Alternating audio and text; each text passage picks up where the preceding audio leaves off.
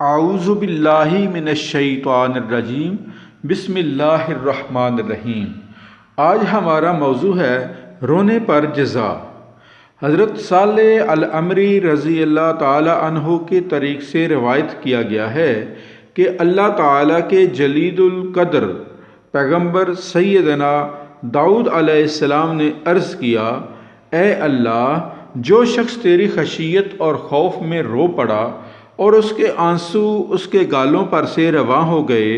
اس کے اس رونے پر تیری بارگاہ میں کیا جزا ہے؟ اللہ رب العزت نے ارشاد فرمایا، اس کی جزا یہ ہے کہ میں اس کے چہرے کو دوزخ پر حرام کر دیتا ہوں،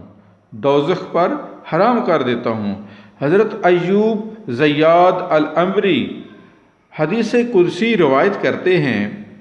اللہ رب العزت نے فرمایا، مجھے اپنی عزت کی قسم، کوئی بندہ ایسا نہیں جو میرے خوف اور خشیت میں روئے اور میں اسے اپنی رحمت اور بخشش کا حصہ نہ عطا کروں، اور مجھے اپنی عزت کی قسم کہ کوئی شخص ایسا نہیں جو میرے خوف اور خشیت میں روئے تو میں اس کی مسکراہٹ میں نور قدسی نہ رکھ دوں۔ اللہ رب العزت کے خوف اور خشیت میں آنسو بہانا اس قدر اعلیٰ و عرفہ اور مبارک فعل ہے کہ جس کے باعث اللہ تعالیٰ کی رحمت کا فیض تنہا اس رونے والے کو ہی نہیں ملتا، بلکہ جس مجلس میں وہ روتا ہے ساری مجلس اللہ تعالیٰ کی بخشش کے فیض سے مالا مال کر دی جاتی ہے۔ حضرت امام حسن بصری رضی اللہ تعالیٰ عنہ سے مروی ہے کہ دو آنکھیں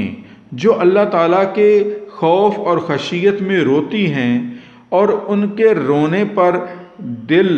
گواہی دیتا ہے، یعنی جب دل کی رقت اور آنکھوں کا رونا مل جاتے ہیں تو اس شخص کے ارد گرد بیٹھے جملہ حاضرین بھی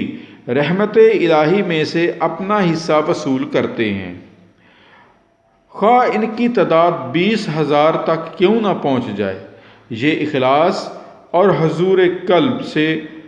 خوف اور خشیت الہی میں رونے کا مقام ہے۔